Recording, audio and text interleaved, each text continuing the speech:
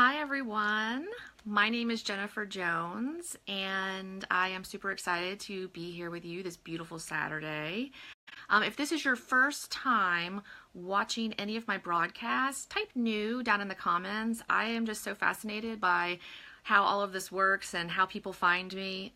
Also, if you want to let me know where you're tuning in from, that's another thing. I'm just like how social media works and how from all over the world even people end up watching and engaging. It's just, I find it super cool.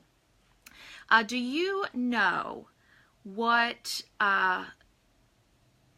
how important it is to get people off to a strong start on your team?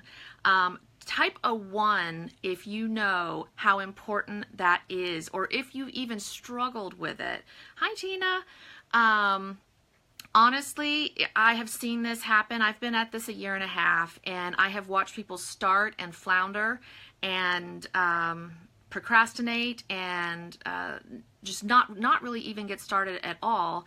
And you know, it's discouraging because it really is, you put a lot of effort into bringing people onto your team, and then unfortunately then when they don't do anything and they just kind of like fall off and just stop communicating with you, it's just you know, you kind of put in a lot of effort for no reason. So that's why I think it's so important to start people off strong on your team.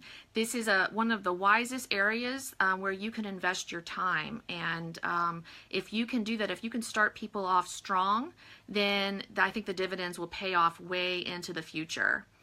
One of the biggest pieces of advice that I like to give new people that are starting on my team is do not get paralyzed with perfectionism. Oh my gosh, this is a huge one. How many of you have either done that yourselves where you just get paralyzed by trying to do everything perfect, or you've witnessed people do this that you've recruited on your team? Drop a 3 in the comments. I skipped 2 entirely, sorry. We'll just go straight to 3. Drop a 3 in the comments if you either have ever been paralyzed by perfectionism or you've witnessed someone do it on your team. It is, yeah, Jen, it is, it's actually, I almost want to say it's so close to universal that I see this happening. It's crazy. And the thing is, here I am a year and a half in, and I still am learning.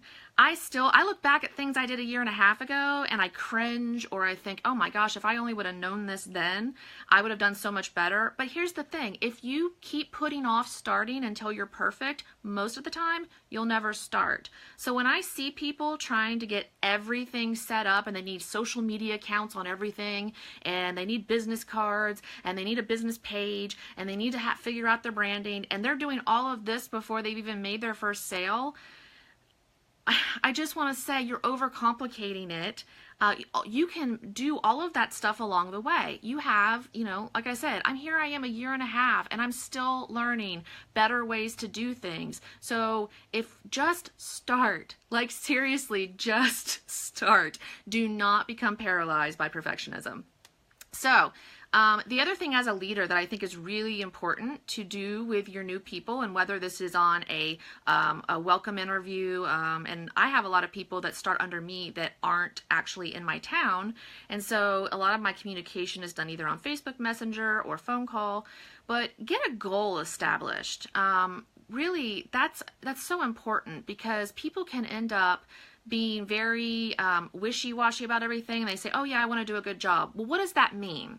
Because a good job for me is going to be different than a good job for you, and I need to know what your personal goal is so that I can help you reach it. If we don't identify it, I can't help you achieve it. So sit down and figure out, do you want to do this extremely part-time? Are you just looking for, you know, a couple $100s a month to add to your family's, you know, budget? Or do you want to make eventually a career out of this? Are you looking to get out of a full-time job and spend more time with your kids?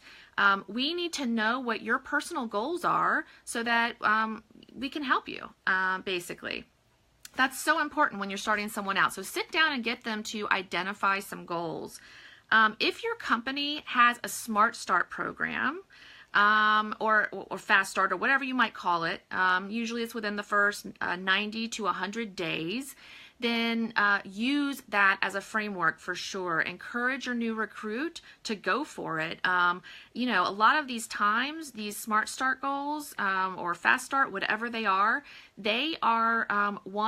like they normally have coupons for things so that you can add to whether you have a kit or whatever else. They're normally really beneficial for the new recruit. So utilize what your company has pulled together to incentivize people to start strong, because I feel like if you start strong, it's easy to like take that momentum into the next level and the next phase for sure. So definitely utilize the Smart Start program.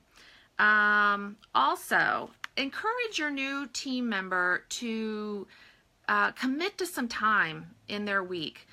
It's always hard. It's difficult. We all are busy. I mean, how many of you are busy?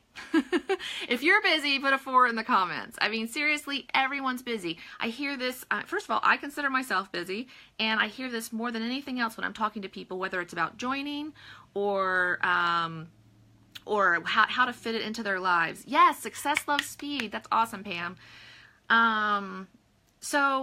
But if you can commit to some time and say, I'm going to spend, whether it's 30 minutes a day, whether I'm going to get up a little earlier every day or fit in little nap during my kids' nap times, whatever it is, commit to the time and then do it. That's so important, because if you don't, you'll keep thinking you'll do it when you have the time, and it won't ever happen. So definitely commit to time. Also, go to team meetings, attend, if there's a retreat, commit to doing those things. I heard this when I first started, and I totally agree with it. You have to show up to go up. So go to your team meetings, encourage your new recruit to do that. It is that's really important. And plus, as the leader, you go as well, because they're watching you and you are leading by example, okay? So important. Okay. Another thing is to use your products. Whatever it is you sell, whatever it is your company does, you have to use them. You have to be a testimonial for your own stuff. I mean, whatever it is you sell, it's so important. And by the way, team leaders, if you think this is helpful, feel free to share this to your team pages. I'm keeping this generic, so we're not going to be talking about any particular companies at all. But yeah. Use your own company's products. If you don't, how is anyone going to have faith and think that they're good if you don't use them yourself? So definitely do that. Another huge thing, and that I believe this is so important, eventually you are going to want to expand beyond your inner circle of contacts. That is it's key in this business. If you don't do that, you are so likely to end up dwindling out very quickly. And while that is true, and I will talk in a minute about how to do that, you do have to start with the people that you know. Out of the gate, that's really pretty much how you do it. And I don't know how many of you have heard of Frank. If you've heard of Frank before, type Frank in the comments, because Frank is awesome. Frank is all about figuring out the people that you know. It's an acronym, and it stands for friends, relatives, acquaintances, neighbors, and kid contacts. And you will be amazed. A lot of people say they don't know anyone. Sit down for 5 minutes with that acronym, and thank you, Aaron, and write down, here's my list of friends, here's my list of relatives, here's my acquaintances. Yes, Frank's awesome, Pam. So do that and help your new team members do that, because the longer their list is, the more confident they're going to feel that they do actually know people and that this is possible to do.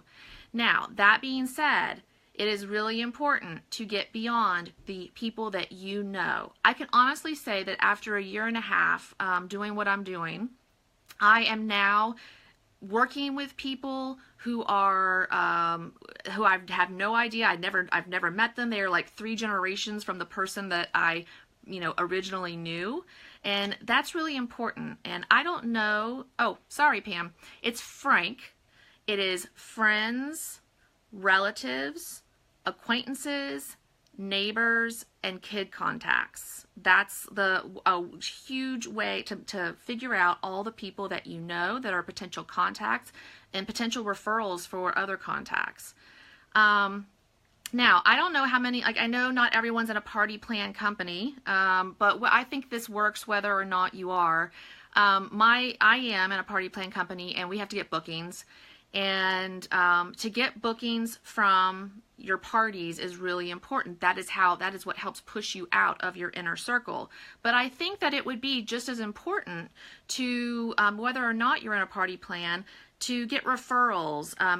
So you use the people on your Frank, and you incorporate them as customers, or and in my case as hostesses, and then you use that contact to get on to the next generation and the next generation, and it just becomes exponential, and it's so helpful to do that.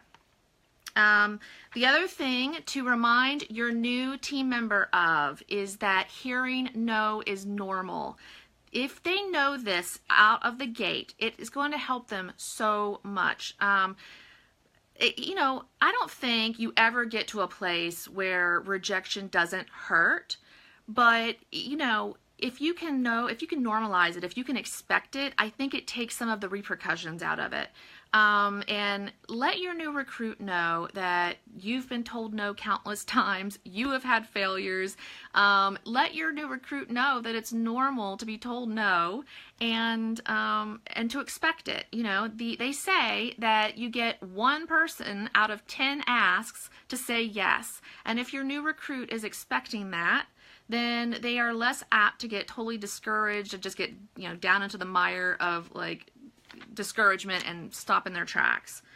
The other last thing that I want to say is to hold a launch party as soon as possible. This is really important, I think, whether or not you're in a party plan business.